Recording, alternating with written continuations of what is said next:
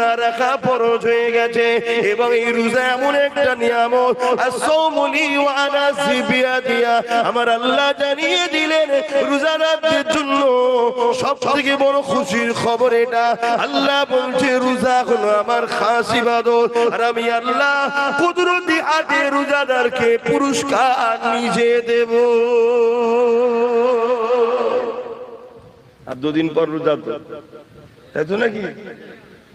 রোজা নিয়ে বলি সংক্ষেপ সময়, আর কি বলবো। রোজা রাখেন আপনাদের ঘরের ছেলেরা সব? হ্যাঁ, যুবকরা রাখে তো, বোনেরা?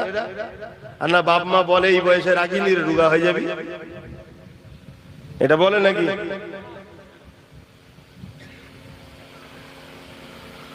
রোজাদারের জন্য দুটো খুশি, বিসাইমি ফারহাতানি, ফারহাতুন ইনদাল ইফতারি